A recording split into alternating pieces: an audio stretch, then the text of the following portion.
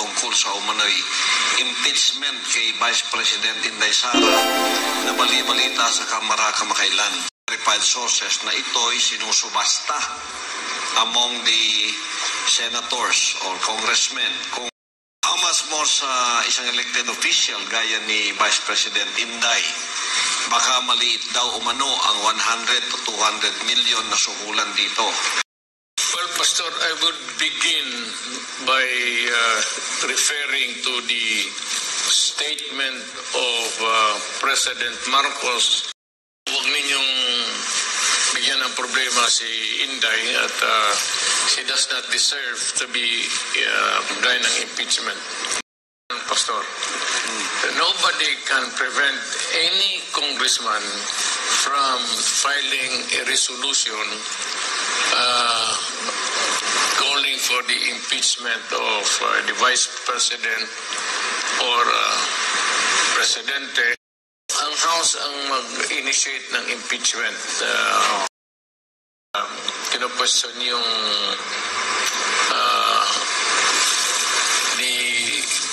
the act of the President na parang i-download niya yung pera, part of the intelligence fund doon sa Vice President.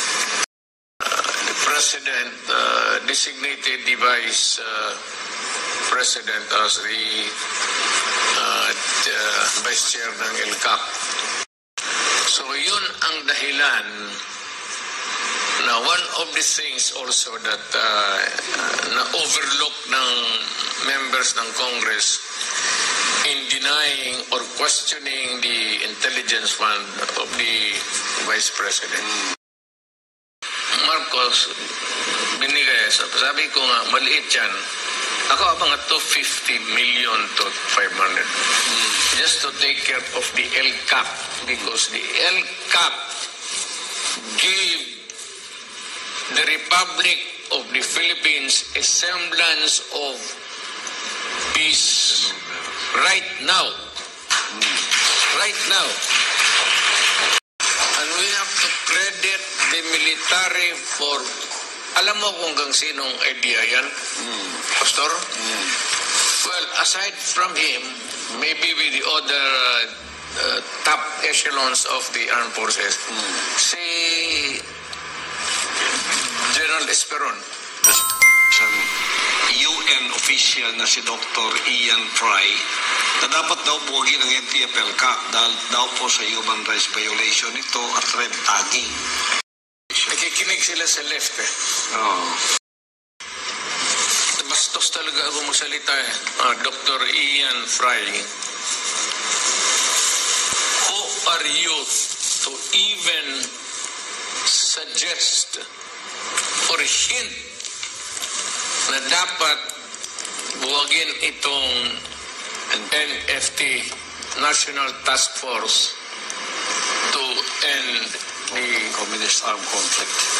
Communist insurgents, the war. Legal nila yung NDF. Ito yan sila, si France.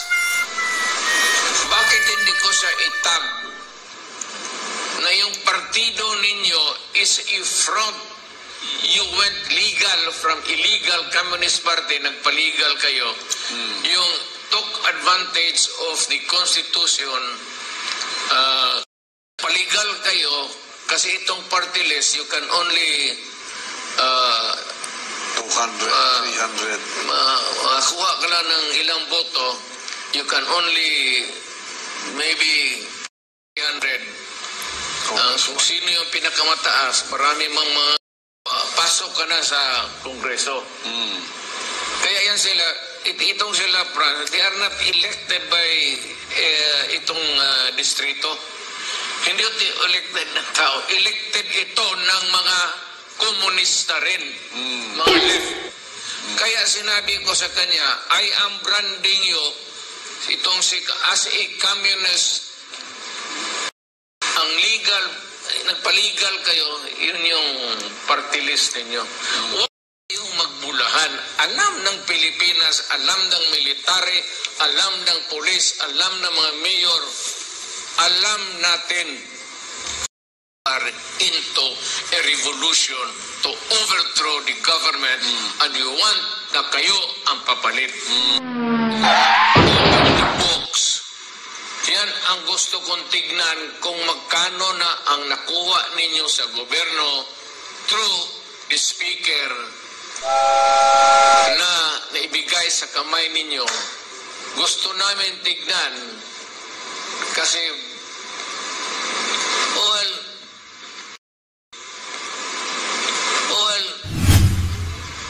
binigay ninyo sa NPA, walang sweldo yan sila eh.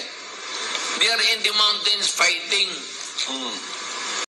Mayor nanawagan si House Majority Leader and Zamboanga City District Representative Jose Manix Dalipe sa inyo na huwag kayong magdulot ng aniya ng partisan intrigue sa AAP. No, do not be lecturing on me.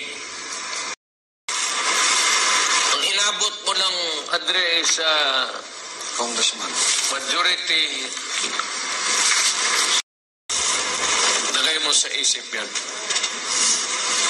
Address, medyo ano ka pa, not your time to be talking nonsense. Yung kanya padulas lang palagi. He would not come out openly with that statement because that would also end his ambition. Alam mo, kayo, Dalipe, and company, remember this. The presidency is God-given. Yan rin ang sinabi ko kay Inday. Alam mo yung presidency, hindi ko nga alam bakit ako na presidente hanggang ngayon. Destiny yan. Destiny yan. Mag-ipon ka man ng pera na milyon, alam mo, pag ayaw ka ng Diyos maging presidente, God will eliminate the others to pave the way for His chosen. Yeah. He is relative, but may Dalipe dumaan at sa Bongga. Kaibigan ko yun. So, Adre, magdandahan ka lang. I know that you are the mouthpiece, so be careful of what you utter. And guys, so natunghayan nyo na yung aking introduction patungkol dito sa mga statement o mga sinabi ng ating butihing dating Presidente Rodrigo Roa Duterte. So mga sinabi niya dito ay patungkol dun sa yung impeachment para dun sa ating butihing Vice Presidente Sara Duterte. So, meron daw umuugong-ugong niyan, di umano, na pa-impeach ng ating butihing Vice Presidente Sara Duterte. At sinabi rin niya dito kung ano yan yung mga balakin niya tungkol dun sa confidential fund na tinanggihan na ng ating butihing Vice Presidente Sara Duterte. Pero ngayon, yun pa rin yung yung pa yung pagkukunan nila ng impeachment complaint dahil nga dun sa ipinasang budget from the President Bongbong Marcos at itinransfer niya kay Vice Presidente Sara Duterte. So, sinisilip niya nila yun. So, yun nga ang hindi natin maintindihan. Di umano yun ang kanilang magiging dahilan para ipa-impeach itong ating butihing Vice Presidente Sara Duterte. At in-explain niya dito yung mga kanyang sariling pananaw patungkol dito. At meron pa siyang idinagdag dito yung tungkol sa mga NTL-FCAC, yung Vice Chairman kasi ang ating butihing Vice Presidente Sara Duterte.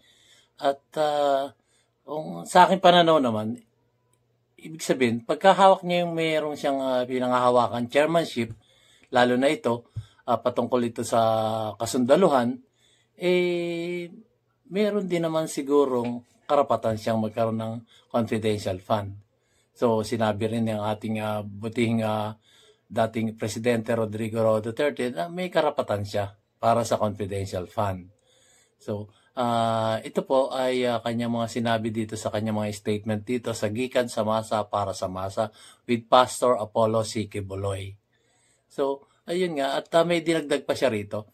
Yung isang Manix doon sa congressman yata sa may Zamboanga, di umano, na kanyang meron kasing tinukoy dito, may statement na pinalabas itong di umano congressman na si Manix tungkol sa wag naman daw ipagwatak-watak di umano ang kasundaluhan, di umano yung matutunghayan natin yan, guys, at sasabihin at papaliwanag sa inyo ng ating dating buting Vice Presidente ang dating Pangulong Rodrigo Roa Duterte. So, tunghayan po natin, guys.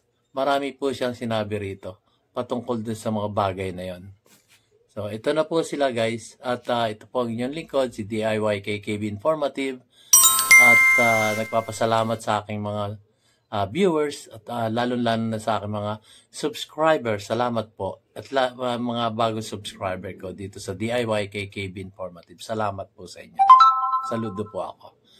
So, tunghayan na po natin. Simulan na po natin ang talumpati at ang mga sinasabi ng ating dating Pangulong Rodrigo Roa Duterte with Pastor Apollo C. Quiboloy. Ito na po sila.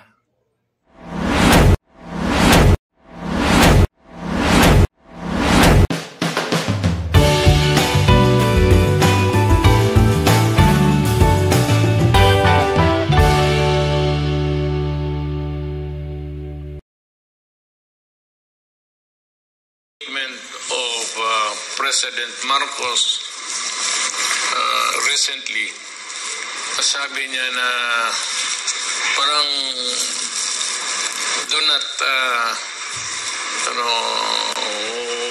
huwag ninyong bigyan ng problema si Inday at she does not deserve to be gaya ng impeachment. Having said that, ganito yan, Pastor.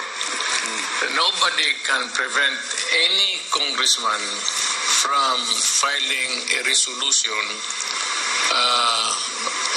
calling for the impeachment of the Vice President or Presidente.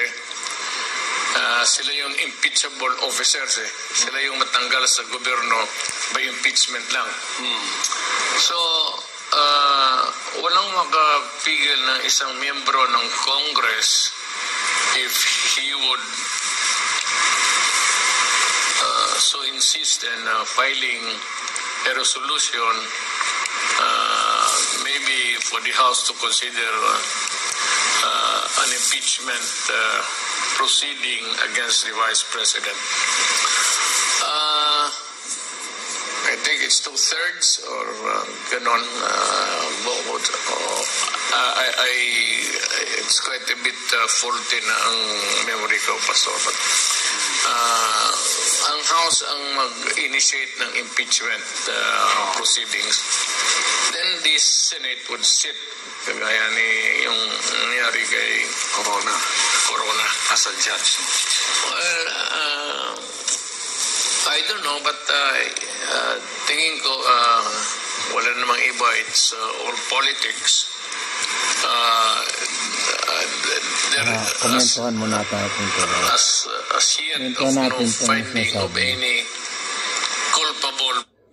Ayun, sinasabi dito ng ito po ay may nagtanong na concerned citizen kay Pastor Apollo C. Quiboloy. So, yung tanong niya tungkol dito sa impeachment. Kasi may umuugong na balita di umano na may impeachment complaint na ihahain sa Kongreso para ma-impeach itong ating butihing Vice President Sara Duterte. So sinasabi naman dito ng ating butihing dating Pangulong Rodrigo Roa Duterte na walang makakapagpiit na maghain ng impeachment. Basta ano lang to, kumbaga makatotohanan. Wala talagang makakapiit. Basta inihain sa Kongreso, ito ay pag-aaralan nila at titignan kung meron ng substance o katotohanan itong ihahay ng impeachment complaint sa ating Vice Presidente Sara Duterte. Yun po ang pinakabuod na sinasabi niya rito. So ituloy po natin kung ano pa yung kanyang masasabi patungkol dito sa impeachment ng ating butihing Vice Presidente Sara Duterte. Ito na po, ituloy natin. Violation of the Constitution. That is a floodgate, Pastor. Kasi walang specific crime dyan. Basta kung ano lang ang makita nilang mali or what you would consider mali. But the fact is, they should have initiated an investigation to find out whether there was a misuse of the funds yung previously granted by President Marcos, binaba niya doon sa Office of the Vice President. Tama yung sinabi ng iba na it was not by a legislative action, but rather kino-question yung the act of the President na parang i-download niya yung pera, part of the intelligence fund doon sa Vice President. Alam mo, tama si Marcos at tama si Inday. Because aside from being the Vice President officially, si Inday ginawa ng Vice Chairman ni President Marcos, designated her as a Vice Chair sa NTF. Itong NTF LCAC. LCAC. Alam mo, hindi ito nalaman, but if you can ask, there are, may mga cynics, mga pessimistic, but if there was one program of the AFP who was really a very successful endeavor in cutting down the numbers of the NPAs and the Communist Party of the Philippines, for that matter, was the LCAC. It was a very successful. You can ask anybody ng mga barangay captain sa Bukid. They would attribute it to the success yung downgrading ng activities ng NPA because of the LCAC. So it was really a sa panahon ko it was carried over to this administration because the military we thought it wise to continue with the program because it was successful. Yes, ma'am. And again, siyempre, bagong administrasyon, the President designated the Vice President as the Vice Chair ng LCAC. So yun ang dahilan na one of the things also that na-overlook ng members ng Congress in denying or questioning the intelligence fund of the Vice President. One is that I would believe her because she's my daughter and she would not lie to me. That gusto niyang military si Inday, Colonel nga ng Armed Forces of the Philippines. Gusto niya i-revive yung PMT, palakasin niya pati yung ROTC. Saka yung sa LCAC mismo, napakaliit naman yung binigay nga ni Presidente kung gano'n ang trabaho ko. If ako yung Presidente, hindi, not necessarily yung anak ko yung Vice President. If I designate the Vice President sa ganong trabaho, I would give him about mga easily about 500 million. It's not easy to... guys, komentohan natin. So yun nga sinasabi ng ating dating butihing Presidente Rodrigo Roa Duterte, ito yung pera na nanggaling sa Presidente, pinasa sa budget ng confidential fund ng ating butihing Vice Presidente Sara Duterte. So parang ganito yung logic niyan eh. Parang sabihin na natin for example lang, merong isang tao na kaibigan mo, binigyan ka ng pera. Tapos binigyan ka ng pera, inabot sa iyo, sabi mo, ayan ang pera, pambili ng ating mga kasangkapan yan para dun sa ating organisasyon. So, masasabi ba nating yun hindi makatotohanan o yung may anomalya?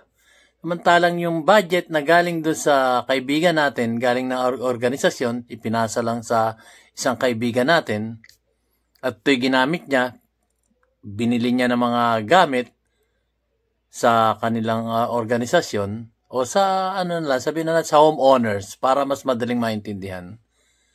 Tapos binili niya, tapos sisitahin ngayon to ng mga miyembro ng homeowners. O ano yan? Bakit binili mo yan wala ka namang karapatan dyan sa pera na yan. Yan sa homeowners. So parang ganun lang. Ano ang masasabi nating mali doon? Inutusan lang siya ng presidente ng homeowners para bumili ng mga kasangkapan para sa ating homeowners. So wala akong nakikitang mali doon sa pag-utos na gano'n. So, ituloy po natin guys. Yun lang po ang aking nakikitang logic at mas madaling maintindihan natin kung ano yung nangyari doon sa perang ipinasa ng presidente papunta sa vice presidente para gastusin sa confidential fund. So, yun po. Kasi lahat naman ng may mga confidential fund. Military may confidential fund. At iba't ibang ahensya ng gobyerno may mga confidential fund yan. At di umano, siguro, mga mayors, mayroon din yan.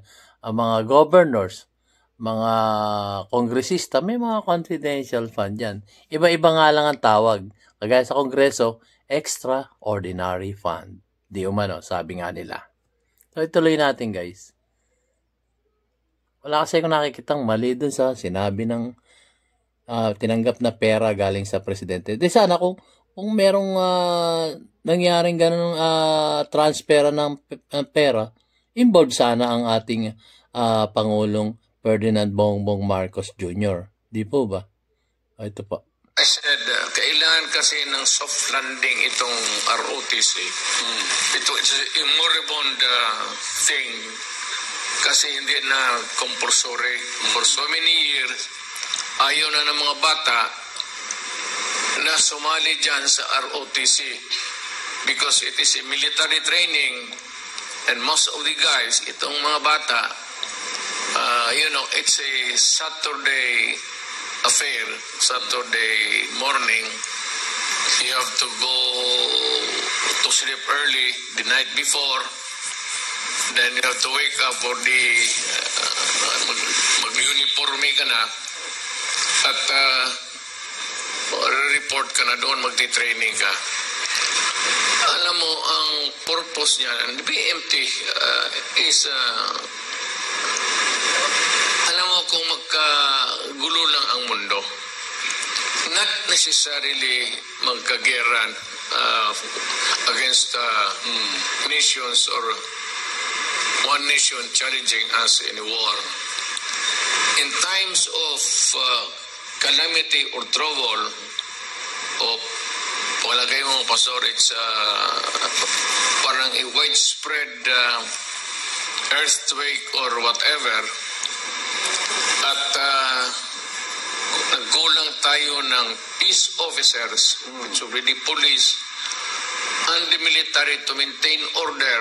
Pagka maggulo na, you would need a backup team, including the CAFGO.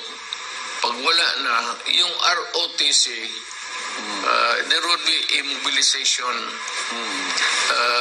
They would be called to duty to render specific activity dyan sa sarili mga barangay nila. That was the philosophy behind, or the rationale, if you may, nung panahon ko, earlier than that, when it was conceived, 1947 something or 1950s, hanggang ngayon, that is still the concept of what the ROTC should be. Okay. There must be komento natin.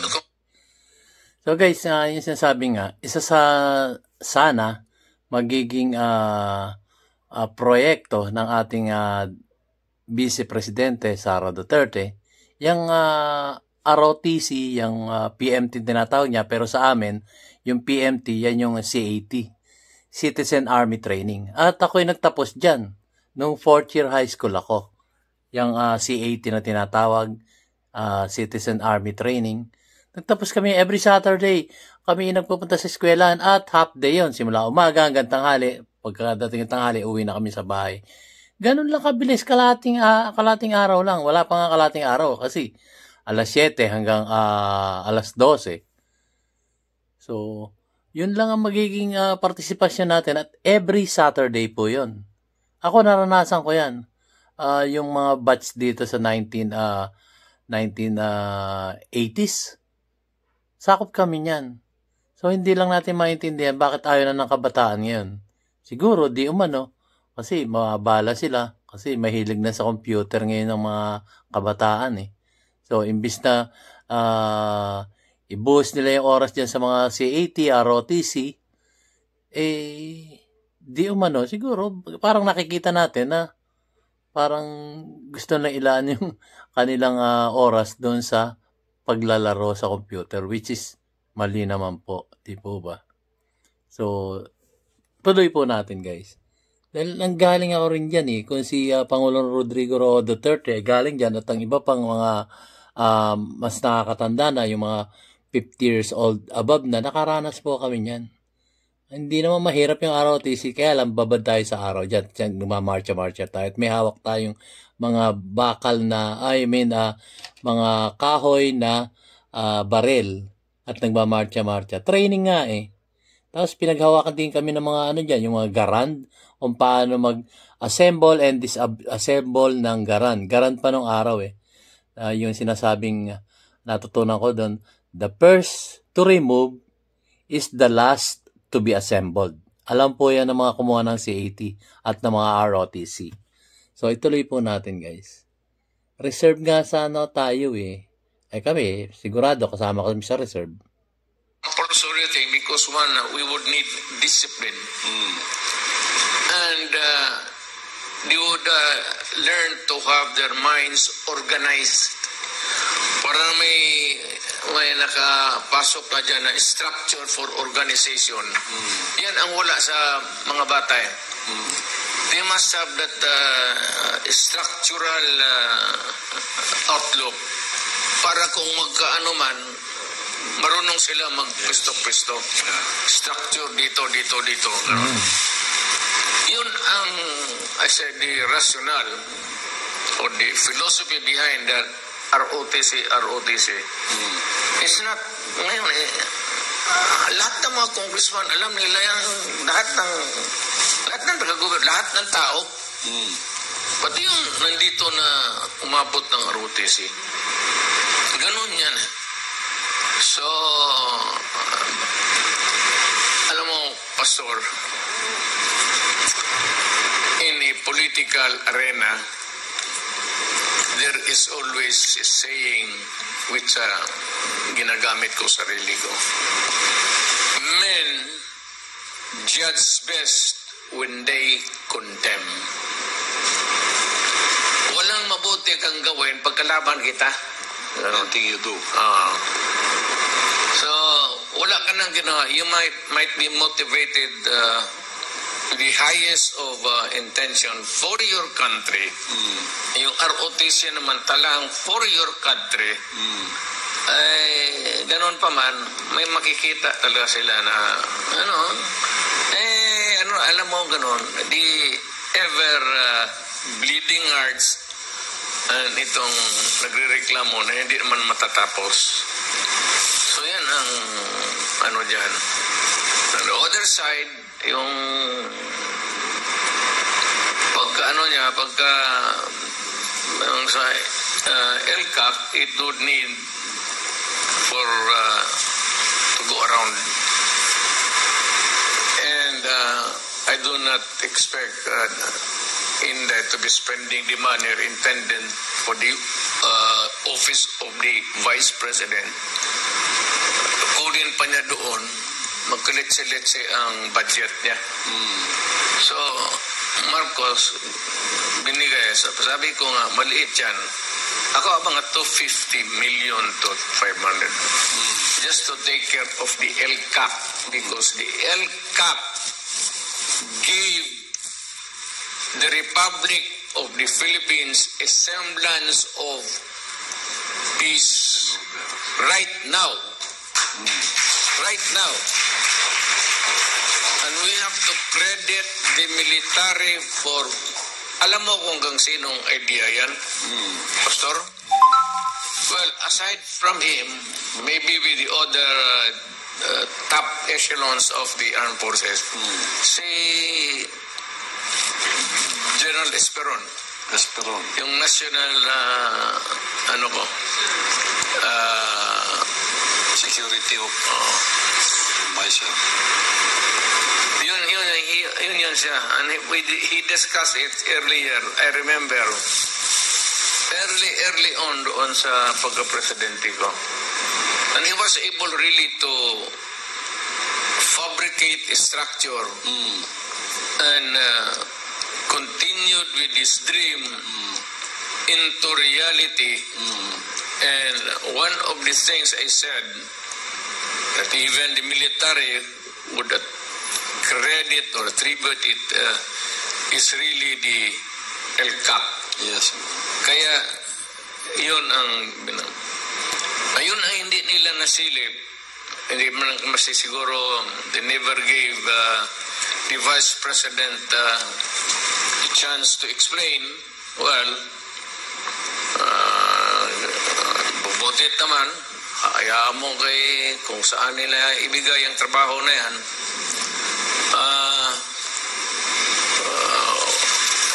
Sa military yan. It is the military who would be able to judge whether the LCAP would suffer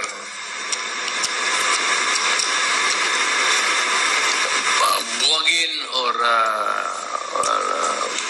forgo with the program or whatever. Ang military nakaalam yan. So they would be able to tell the Department Secretary Defense, si Gibo, pati si Presidente, of how LCAC helped our armed forces in minimizing or talagang reduce them to a non-entity na ang Communist Party of the Philippines, which would include itong mga NPAs. Yes, ma'am. Mayor, with regards to this issue, anong masasabi ninyo tungkol doon sa sinabi ng isang UN official na si Dr. Ian Fry na dapat daw buwagin ang NTF-LCAC dahil daw po sa human rights violation ito at red tagging. Ayon sa sinabi niya, sangayon din po kayo sa sinabi ni NYC USEC Ronald Cardema na deklara na persona ng grata si Fry dito sa Pilipinas. Ano naman ang pakialam ni UN official Dr. Ian Fry? Bakit magkaroon siya ng idea na dapat buwagin? Anong sinasabi ng human rights violation? Nakikinig sila sa left And the left dito sa Philippines were able to itong Public lang po guys. Komenta lang natin yung sinabi ng ating dating buting ang ating dating presidente Rodrigo Roa Duterte. So, yung mga kabataan na yan, nung araw kaming mga sinilang ng 1960s, 70s, 80s, kami po kumbaga yun yung mga sinasabing ang mga kabataan ang pag-asa ng bayan. Pero medyo baliktad na po ngayon. Hindi naman po lahat marami pa rin pong kabataan ngayon na pag-asa ng bayan. Pero meron mangilan-ngilan dyan na mga kabataan na napakatigas na po ng ulo. Alam po natin yan. Sa ating mga magulang na nakikinig, alam po natin yan. Meron maraming pasaway na mga anak natin na talagang parang hindi na sila yung kabataan na pag-asa ng bayan. Hindi naman po lahat guys. Pero meron pong mga lumalabas na ganyan na hindi na sila yung pag-asa ng bayan. Kagaya na lang po ng example ko sa inyo. Bibigyan ko kayo ng example. Yung mga nagko-komento dyan na walang pakundangan kung magsalita ng masasakit na salita dito sa aking YouTube channel, DIY KKB Informative. Meron pong lumalabas na ganyan, hindi ko na lang pinapansin at nire-replyan ko lang sila ng I will pray for you, God bless you always. Ganun po ang aking sinasabi. Kasi hindi ko na po dapat patulan yung mga ganong tao na nagko-comment ng hindi sila ayon doon sa aking fini-feature na vlog at may siguro may mga sinasamba silang mga ibang politiko na kanilang yun nga, sinasamba nila na kahit na walang nagagawa sila talagang puri ng puri dun sa kanilang politiko na yan. So napakasakit po ng pangyayari ngayong mga panahon ngayon. Hindi katulad nung araw kami pagka nagkasala kami kami pinaluluhod sa asin o kaya munggo. Luluhod ka doon at mag-i-squat ka. Pero ngayon po, gawin mo yun, pwedeng i-demanda yung magulang. So, napakasaklap po. Napakasaklap po. Meron tayong mga kabataan dyan na sobrang titigas na ng ulo. Pasensya na po sa mga kabataan dyan na ginagawa yung ganon. Pero kailangan ko pong sabihin ito kasi kinumpara ko lang yung nung araw tsaka yung ngayon. Yung mga millennials. Pero hindi po lahat guys Sinasabi ko lang, aking lang binibigyan ng komento yung mga tunay na nangyayari dito sa ating lipunan. So ituloy po natin. Ito po iba ng topic yung sinasabi ng ating dating Presidente Rodrigo Roa Duterte. Were able to penetrate even Washington, mga congressman doon, naglalabi, they call it the lobbyist. Nakikinig ito si at kung bakit naman question niya yung mga ganitong programa ng gobyerno na hindi na naman siya nagtanong-tanong, hindi siya naglibot sa Pilipinas. Unfair talaga. Kung ito ba ay nakapabuti sa bayan at hindi. Yung sungsong, yung Solsol. solsol. You know, bastos talaga ako magsalita Dr. Ian Fry.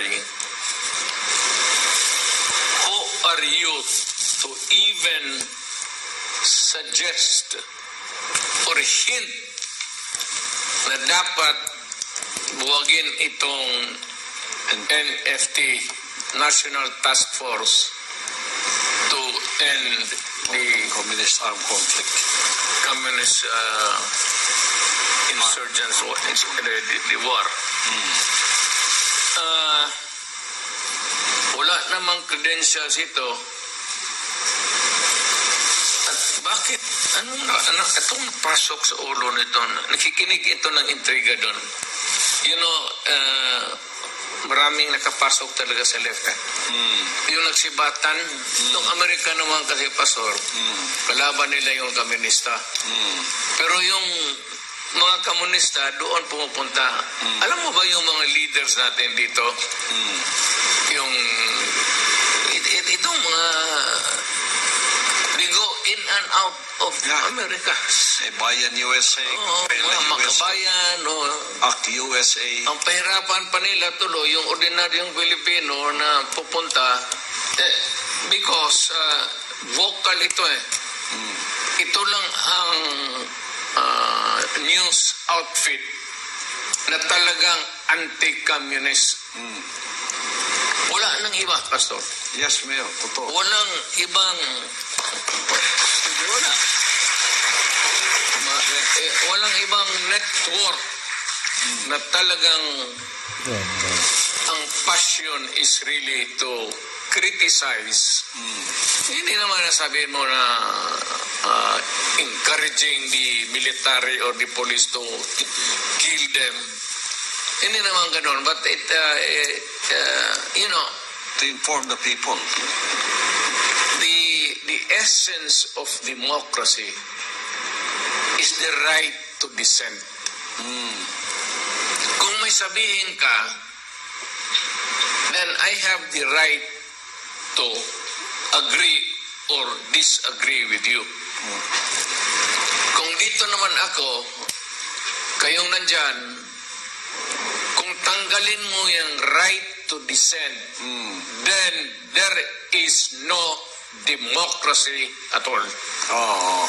Kung hindi ka na pwede Wala the right to dissent. That's the very essence of democracy. Yun.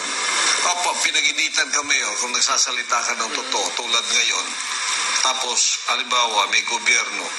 Ikaw pinaginitan dahil nagsasalita ka ng totoo. Wala nang democracy. Well, alam mo, Pastor, if whatever happens, there is always the Supreme Court.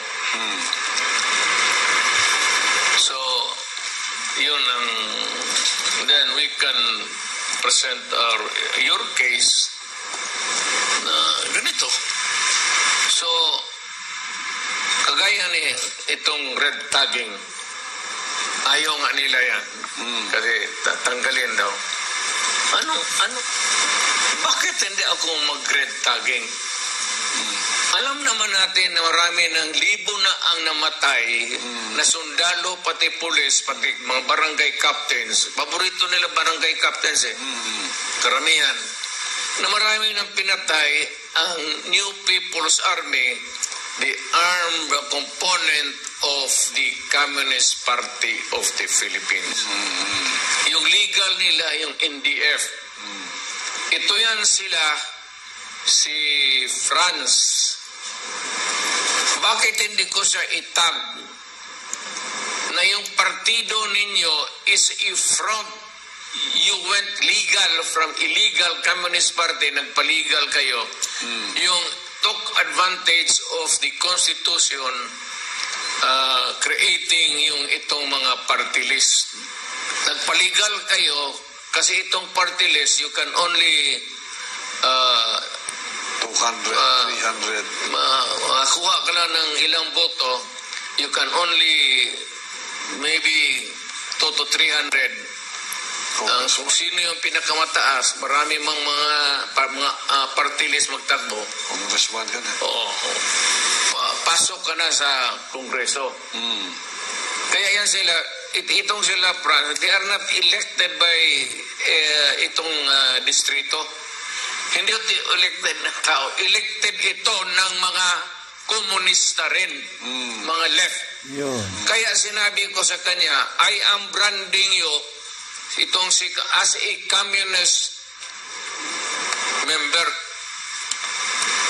Ang legal, nagpa-legal kayo, yun yung party list ninyo. Huwag na tayong magbulahan. Alam ng Pilipinas, alam ng military, alam ng police, alam ng mga mayor, alam natin. Bakit matabak?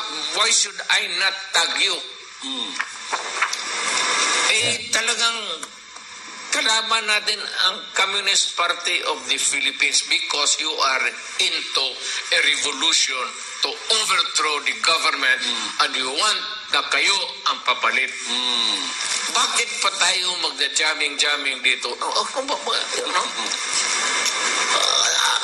Call a spade. Huwag na tayo magbulahan. Nakita mo, in all the history of the Philippines, kayong mga Pilipino, have you ever thought about this?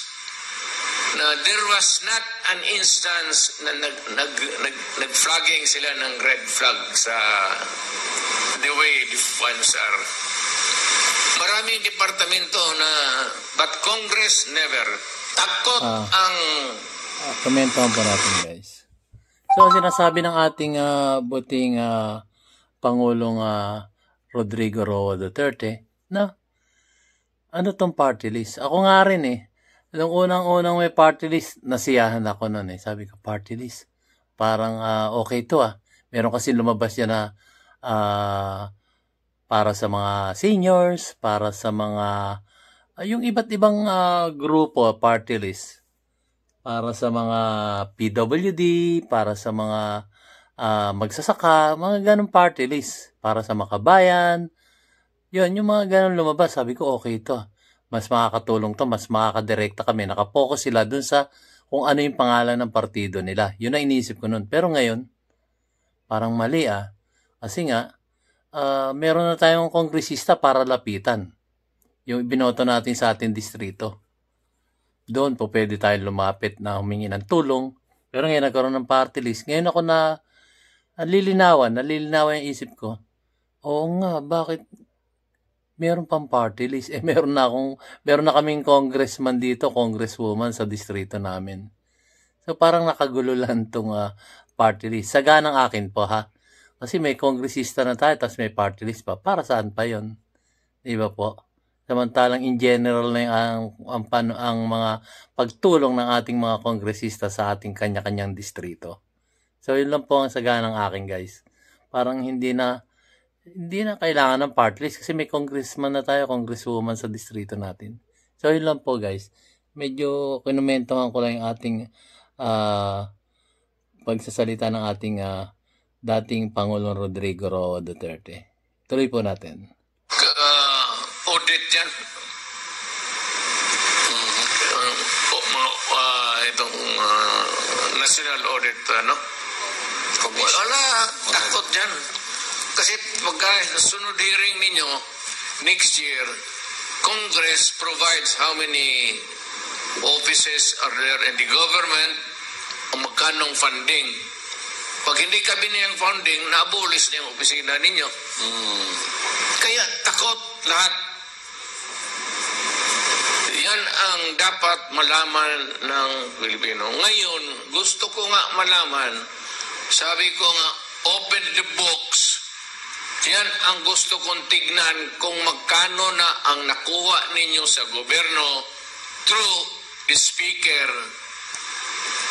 na naibigay sa kamay ninyo. Gusto namin tignan kasi binigay ninyo sa NPA, walang sweldo yan sila They are in the mountains fighting. Walang pagkain, walang sweldo.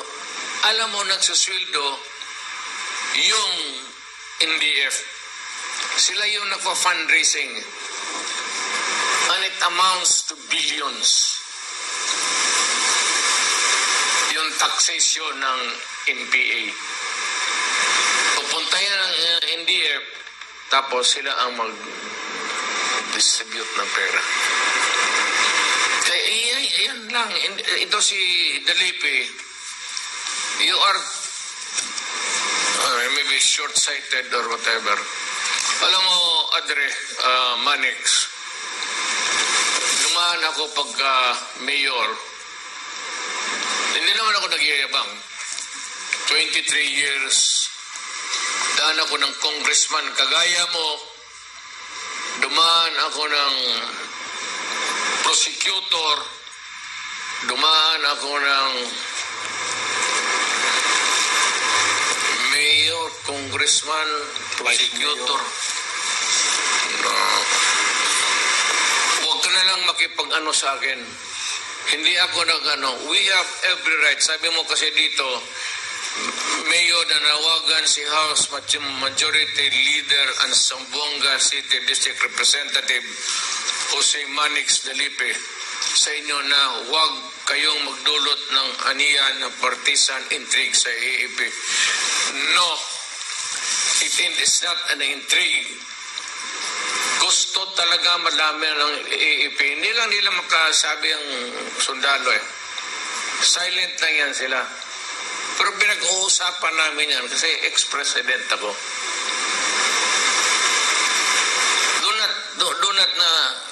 Do not be so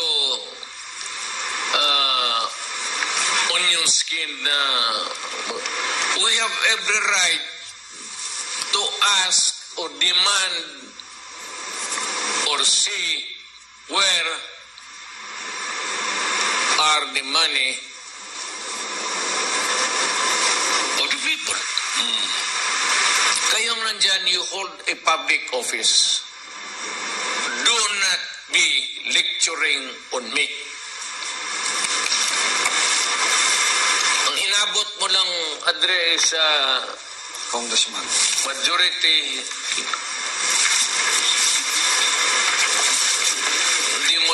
hindi ako nag-iintriga. Kasi takot ako baka talaga, alam mo, yung average NPA nandyan sa bukid, walang sweldo yan. Sino nag-sweldo niyan? The Communist Party of the Philippines, saan sila kumukuha? Taxation sa mga tao. Extortion, hindi taxation. Extortion. Pati yung pera na makuha nila, baka dito, channeled. Hindi ang military lang interesado. Ako ang Pilipino. Ako. Interesado ako na hindi magdating yung pera na yan doon.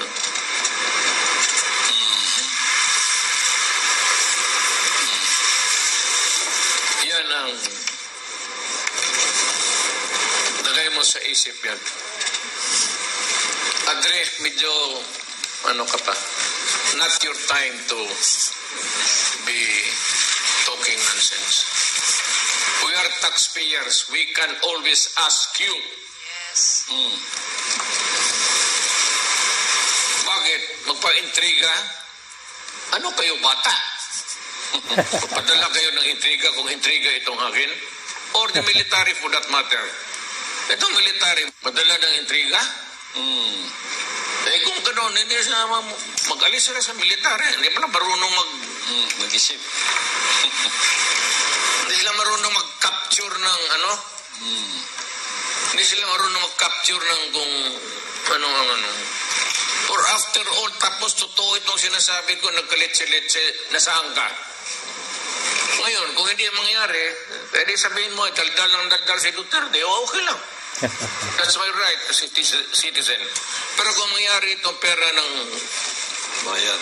doon sa lalabas doon sa kabila at ang bili ng armas pati bala, who will suffer? Government. Sino? Naman sundalo? The people also. Sino pala pinapatay nila? Pulis. Nakatindig dyan. Patay. Dito sa Davao, average ng 2 pulis araw-araw pinapatay. Yes. In the heydays of The 80s. Every day yan. wag mo akong lecturean adrek ng ano. Dumaan ako pagka-mayor, kita mo. Hindi mo lang alam gaano ka. Ako, pastor, ayan, buhay pa yung mga retired na yan sila ngayon. Noon may pulis, tatay ko gobernador eh. So, noon, panahon ng patay na tatay ko, panahon ng martial law, maraming pinapantay ng pulis. Ang pulis mamatay mabaril, pastor, sa punerarya ang asawa lang pati pamilya. Walang military pati pulis na katindig doon kasi babarilin. Talagang aatakihin sila harap-harapan dito sa Davao noon. Kaya ang Agdao hindi nga mapasok eh. Every time magpasok ang militar dyan, pati pulis, ambos. Yes, ma'am. Including the barangay captain, patay. Ganon din, Mayor, yung administrator namin sa Hawaii, si Sister Relina. Pinatay yung tatay niya na pagkamalan lang sa tindahan, binaril. Then we took counsel of the family. Nalagay namin sa Cosmo yung tatay. at kami nandoon, members ng kingdom, hindi makapagsalita yung mga bata kasi kilala nila yung pumatay, nakapalibot doon, nakikinig. Kasi kung magkamali, paglabas, barilin. Ganun doon dito sa Davao.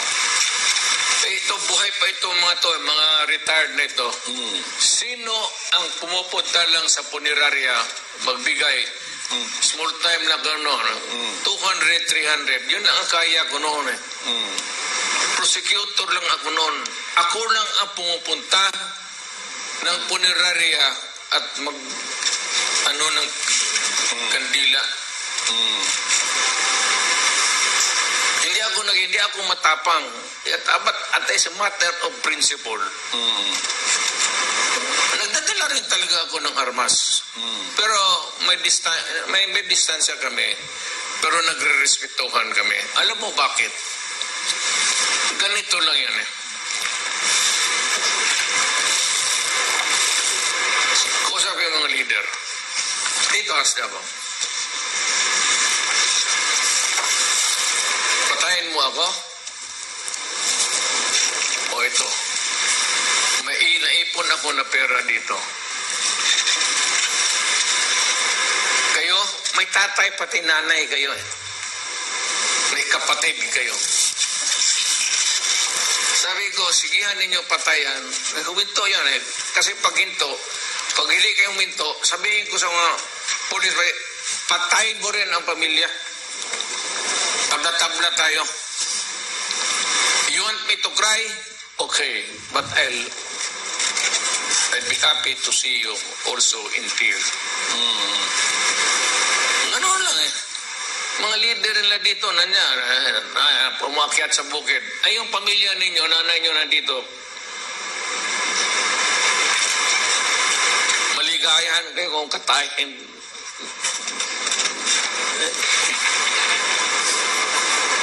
Ganon yan eh. Basta barilin na lang ninyo nagkatindig dyan. Well,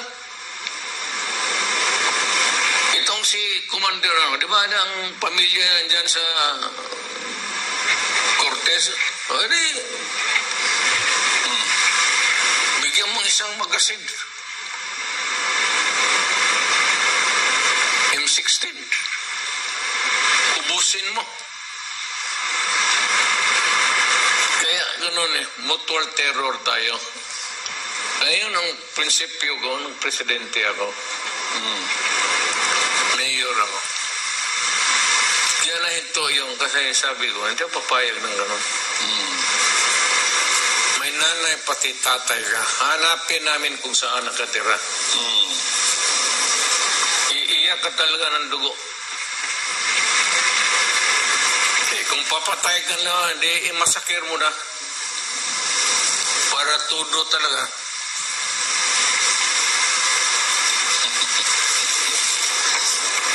Mayor, may pahabol si ML ng Makati.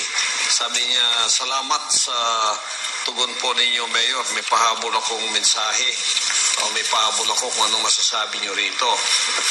Nagsalita po si Vice President Sara at sinabing wala siyang ambisyong maging presidente sa 2028. Ngayon, sinabi daw po ni Manuel House Majority Leader sa Buanga City District Representative Jose Manix Dalipe na masyado raw pong umano'y maaga pa umano'y ambisyon sa pagkapangulo ni House Speaker. Pag-usapan ang umano'y ambisyon sa pagkapangulo ni House Speaker Martin Romualdez.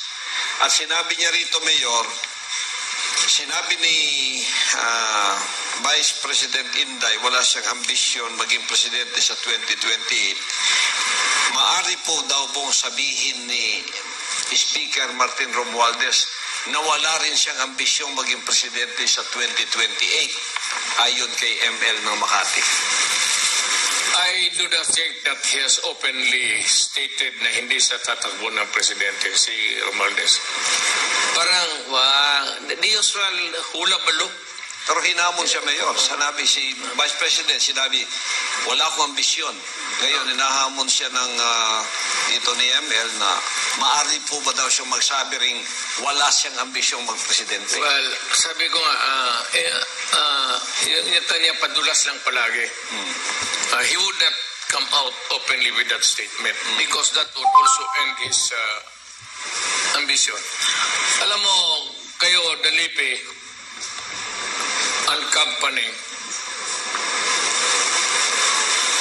remember this. The presidency is God-given. Yan rin ang sinabi ko kay Inday. You want an example? Ako. Ikaw, Pastor, kilala mo ako. Yes. You have no ambition at all. You did not think about it. Never. Piskal ako, kilala mo na ako. Nung mayor, ikaw pa nga nag-blessing ng bahay dyan, sabi ko, ilan lang tayo magkasya, 6 lang na tao. Yung ibang church worker, sila ingrid na doon. Totoo. Alam mo yung presidency, hindi ko nga alam bakit ako na presidente hanggang ngayon. Totoo. Hindi mo talaga, wala akong pera, wala akong ano, basta No machinery. kaya No ambition. presidency, destiny yan. Destiny yan. Mag-ipon ka man ng pera na milyon, alam mo, pag ayaw ka ng Diyos maging presidente, God will eliminate the others to pave the way for His chosen. Yes.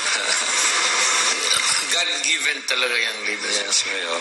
Kaya yan si Bongbong, talagang destined to be president. Nasa palad niya eh. Itong mga ambisyon na huwag kayong mag-ambisyon niya. Alam mo, kunwari lang ayaw mo. But the way your body language and your mad for bigay dito, bagay dito, project or opera, na sinabi ko naman sa iyo how it works in Congress. Kasi naging congressman ako. Kaya si Dalipe na baka yung tatay na ito kasi kaibigan ko yun eh. Or it might be his relative, but may Dalipe dumaan yan sa bongga. Kaibigan ko yun. So, Adre, magdandahan ka lang. I know that you are the mouthpiece, so be careful of what you utter. It might not really be politically correct.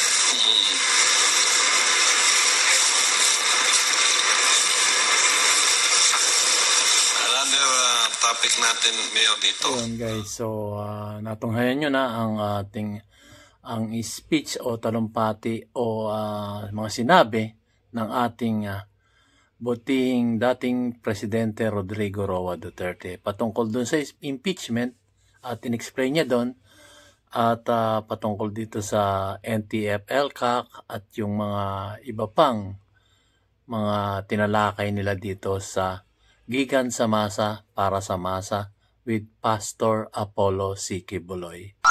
So nagpapasalamat tayo kay Pastor Apollo C. Quiboloy dahil may mga programa siyang ganito. Ang sabi nga ng ating butihing dating Presidente Rodrigo Roa Duterte ay ito lang yung kumbaga neutral na nagbabalita ng mga nagaganap sa kapalibutan dito sa ating inang bansang Pilipinas.